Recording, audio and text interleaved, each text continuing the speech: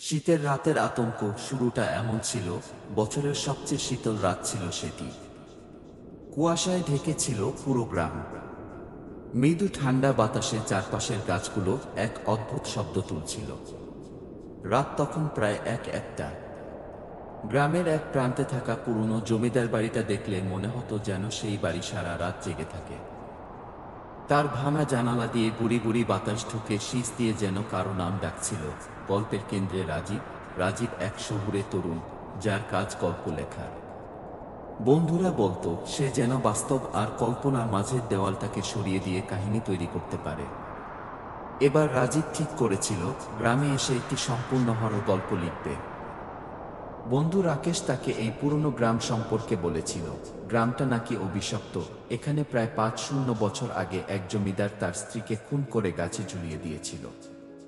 তারপর থেকেই রাত নামলে জমিদার বাড়ির আশেপাশে অদ্ভুত সব ঘটনা ঘটে। রাজীব এসব কথায় গুরুত্ব দেয়নি, বরং তার মনে হয়েছিল এমন জায়গায় গেলে গল্পের জন্য উপাদান বেশি পাওয়া যাবে। সুতরাং সে তার ল্যাপটপ আর কিছু প্রয়োজনীয় জিনিস নিয়ে রওনা দিল। জমিদার বাড়ির পরিবেশ। বাড়িতে ঢুকতেই রাজীব টের পেল জায়গাটা অস্বাভাবিক ঠান্ডা। ভেতরে পুরো অন্ধকার, কেবল তার টর্চ লাইটের আলোয় পুরনো আসবাবপত্রের ছায়া পড়ে যেন জীবন্ত হয়ে উঠছিল। একটা বড় হলঘর ছিল, যেখানে ভাঙা চেয়ারে ধুলো জমেছিল। দেয়ালের ছবিগুলো থেকে জমিদারের মুখ যেন তাকে তীক্ষ্ণ দৃষ্টিতে দেখছিল। রাজীব বাড়ির একটি ঘরে নিজের থাকার ব্যবস্থা করল, কিন্তু রাতে লেখার সময় অদ্ভুত কিছু ঘটতে শুরু করল। তার ল্যাপটপের স্ক্রিন হঠাৎ বন্ধ হয়ে গেল।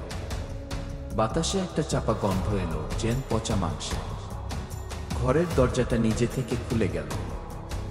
বাইরে কুয়াশার ভেতর দিয়ে এক নারীর অবয়ব দেখা গেল। রাজীব ভেবেছিল হয়তো চোখের ভুল, কিন্তু যখন সে টর্চের আলো ফেলে দেখল, সেই অবয়ব অদৃশ্য হয়ে গেল। অদ্ভুত অভিজ্ঞতা। পরের দিন রাজীব গ্রামবাসীদের সঙ্গে কথা বলল। তারা জানাল, জমিদার বাড়ির আশেপাশে গেলে অনেকেই এক নারীর কান্না শুনেছে। অনেকে রাতে তার পায়ের শব্দ পেয়েছে। কেউ কেউ আবার দেখেছে সেই নারী অদ্ভুতভাবে গাছের নিচে দাঁড়িয়ে থাকে। রাজীব এসব শোনার পরও ঠিক করল সে ভয় পাবে না, বরং এই অভিজ্ঞতাগুলোকে নিজের গল্পে কাজে লাগাবে। রাতে সে আবার লিখতে বসল, কিন্তু এবার তার টেবিলের উপর রাখা কলমটা নিজে থেকেই নড়তে শুরু করলো। হঠাৎ ল্যাপটপের স্ক্রিনে ভেসে উঠল এক নারীর ছবি।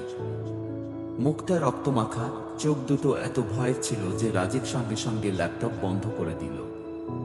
কিন্তু দরজার পেছনে সেই একই অবয়ব দেখা গেল।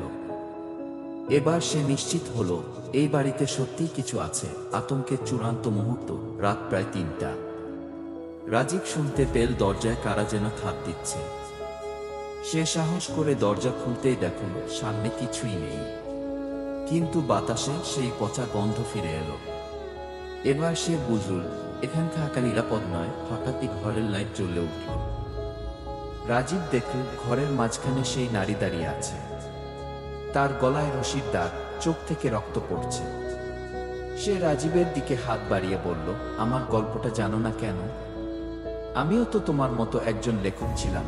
রাজীব এক মুহূর্ত দেরি না করে সেখান থেকে পালাতে দৌড় দিল, কিন্তু ঘর থেকে বের হওয়ার সময় তার পা ভারী হয়ে গেল, যেন কেউ তাকে ধরে রেখেছে। শেষ দৃশ্য। পরদিন সকালে গ্রামবাসীরা জমিদার বাড়ির সামনে রাজীবকে অচেতন অবস্থায় পেল। তার হাতের কাগজে লেখা ছিল, আমার নাম পূর্ণিমা। আমি এই জমিদারের স্ত্রী ছিলাম। আমার স্বামী আমাকে মেরেছিল, কিন্তু আমার গল্প কেউ শুনেনি। এখন রাজীব শুনেছে। এবার আমি মুক্ত। রাজীব হাসপাতালে ফিরে সুস্থ হলেও সেই রাতের আতঙ্ক তাকে আর কখনো লেখার জন্য একা কোনো ভুতুড়ে জায়গায় যেতে দেয়নি। শেষমেশ জমিদার বাড়ির কান্না চিরতরে থেমে গেল।